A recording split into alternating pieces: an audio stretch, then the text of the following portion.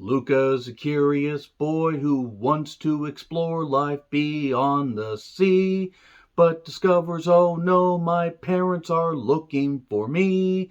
But that's okay, I've got my friends Alberto and Julia, and we're having all kinds of adventures, like winning a race so Alberto and I can win a Vespa and travel the world beyond the sea. And Luca, which is available on Disney Plus from Disney and Pixar, written and directed by Enrico Carosa. Yes, I had to write that name down. I kind of screw up foreign names. Also written by Jesse Andrews and Simon Stevenson, and this is set in the small Italian sea-dwelling village of Porta Rosa. What do I mean by sea-dwelling? Well, it's on the sea. Otherwise, the whole concept would not make any goddamn sense.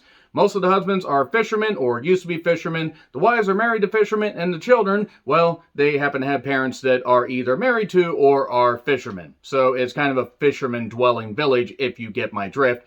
And this is based around, are there sea-dwelling monsters? Do you really have to be scared of them? And also, there are going to be some Karens that are upset by some of the gay undertones and overtones of some aspects of this movie.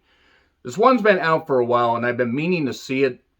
And it's been available on Disney Plus for the last number of months, but I've been busy, and my time has been limited. And now that I have a little bit more time, I'm trying to do some movie catch-up of 2021 releases, and I was excited to see this because I was like, okay, I just recently saw Encanto. Check that out if you haven't already, and I mean check it out in theaters. It's fucking terrific. And also check out my review of it if you have seen the movie already. This, I will say, is not quite up to the level of Encanto, but it is quite good, with some pretty stylish animation, as you would expect from Disney and Pixar. I mean, come on, even a Disney Plus original, even something they just shove out here, they're gonna put the goddamn effort in there because, well, they have more money than about 18 federal governments put together. And this is based around Luca, who is a sea-dwelling creature of some sort that has a mother, a father, and a grandmother too, and also helps herd sheepfish. I don't know why they're sheepfish. I really have no idea. There's this one, they're all googly-eyed fish, and then one wanders off, and he's got to go get them. And also, Luca's very curious about the surface world. But you can't go to the surface world. It's forbidden. That sounds familiar. Yeah, okay, so maybe it's not the most wholly original thing, but since he's sea-dwelling, you can't go there. You just can't go there because if they discover you, they'll capture you. There's terrible, terrible people. And the mother's like beating it into his skull. The dad's like, well, maybe you shouldn't be so hard on. The grandmother's like, I've been there before. It was fine. It was absolutely fine. And like, Mom, stop encouraging him. So then, of course, one day, if you know anything about Disney movies, naturally, one day Luca ends up on the surface because of this other boy, Alberto, who is also a sea-dwelling creature, but it lives on the land as well. He lives in the land, sea, but not air. G.I. Joe is not there. So him and Alberto form a friendship after Alberto teaches him some of the ways and everything, how to walk, seemingly, something that would be difficult for creatures that are not used to walking on land. And from there, they have some adventures. They meet a girl named Julia who wants to win this race and beat this guy, Ercole. I always mess with these foreign names. I do apologize. He's kind of a backdrop, just a semi-villain, doesn't really, factor into the movie. In fact, I would say he's probably one of the weakest characters, but it's all about these three having the power of friendship to do anything that they want. And where the gay undertones, overtones thing come from, and I'm not the only person that arrived at this. In fact, I'm arriving at this movie a whole lot later than a lot of people who watched it either the first day or the first, few weeks that it came out. It's between Luca discovering himself and Alberto discovering himself and everything, discovering the stuff about... No, and I don't mean like that. Stop it. This is a Disney film, but there's enough stuff about just friendship and maybe, finding out who you really are and everything and finding out that bond. And that is a nice thing about this movie. It does have that sweetness of friendship and everything and the childlike innocence of, discovering who you are and not really caring if you find out a secret about somebody. Oh, you're a sea-dwelling creature. Oh, that's okay. It's all right. It's perfectly fine. Spoilers will be coming up in a bit, but sorry, if you've ever seen any Disney movie, you would know how this stuff turns out. But there's also, the stuff of them trying to hide their secret. Julia's got a dad that is very, very big, and they have a massive cat that seem to be, powered by the Axis, if you get my drift. All white, except for its tail and its little, stash thing right there. But the nice thing about this movie is it has a really cool, just, colorful feel to it. Like, it feels vibrant and alive and everything, and it has music, but doesn't have any musical numbers. So that is kind of a bit of a departure from some Disney movies, and it's not the worst thing in the world. Now, I will say that there are some weaknesses. A lot of the stuff is, and not even predictable in a bad way, but a lot of the stuff seems atypical. Like, sometimes it feels like they didn't necessarily put their most effort into anything outside the technical aspects of it. But there were some good, sweet moments as far as writing, as far as characters, like, oh, you betrayed me, Fredo, or, oh, did you betray me, or, oh, I want to be like this, I don't, and it's like, maybe you weren't the most honest with me, like, you get this strife as you would get among kids, and the parents also do arrive to try and find Luca and everything because they're worried about him, and they transform into humans, and maybe they discover that, maybe each person discovers maybe the humans discover sea monsters aren't so bad and vice versa. Maybe that happens, maybe it doesn't. The movie isn't that long, I will say. I think it's like 85 minutes max.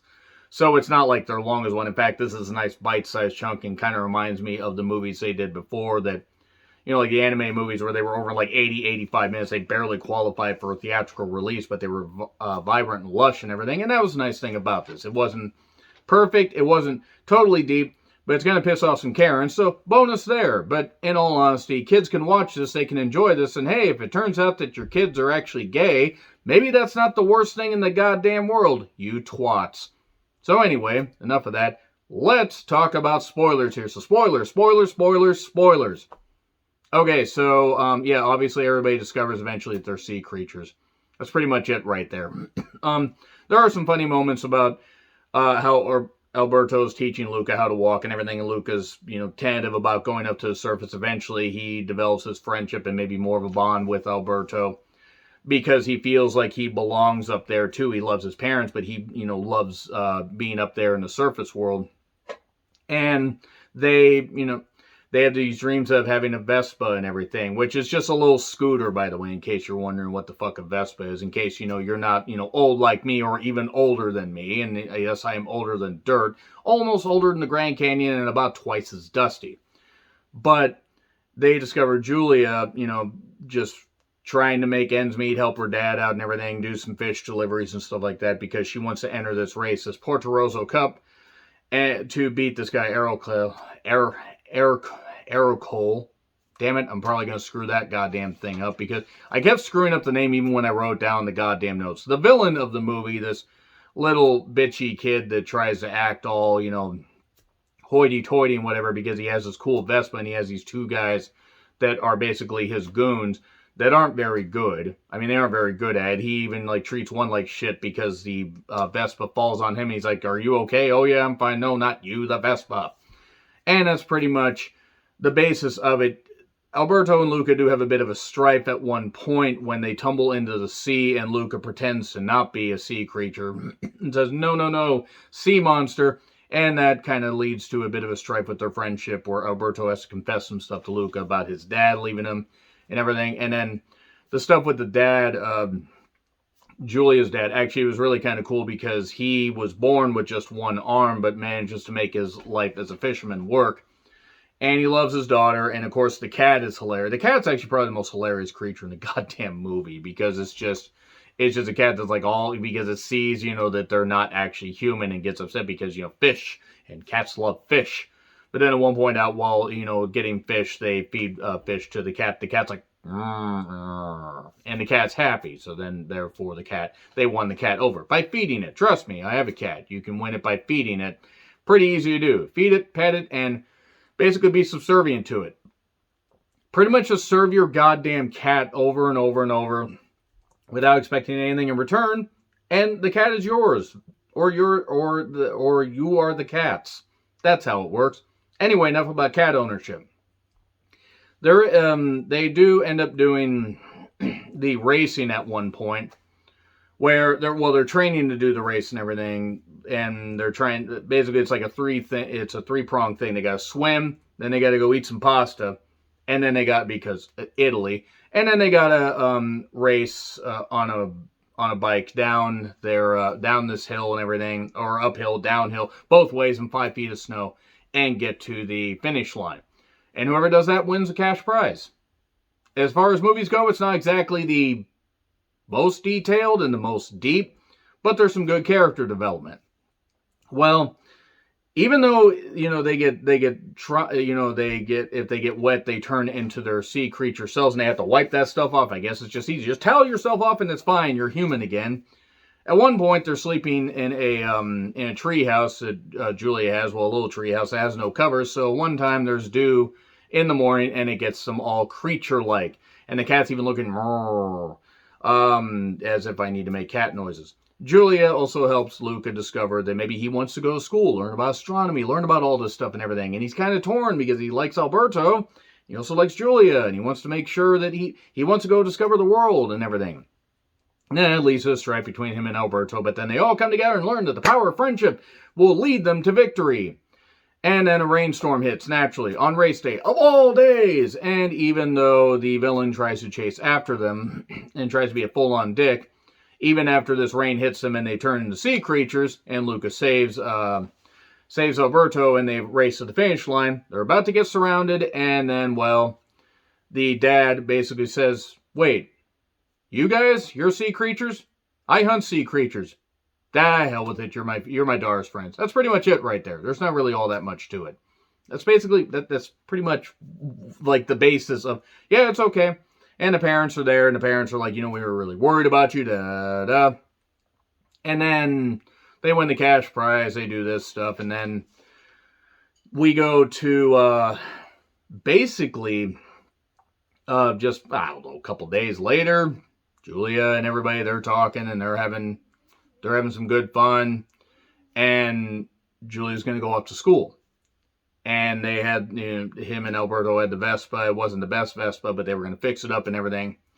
And he says, well, I sold the Vespa. Why? A ticket. He wants Luca to go to school. Alberto's not going. Why aren't you going? I'm going to stay and help her dad. And that was pretty much it right there. They part as friends, but they continue, he says that he's going to write his parents. He's going to keep in contact with Alberto. And that's basically it right there. It's friendship, it's all that. It's pretty good stuff. Now, again, not the most wholly original thing, but fun enough as it is. So I'm going to say B+. It's up there as far as my favorite movies of the year. Probably will make my honorable mentions. Maybe.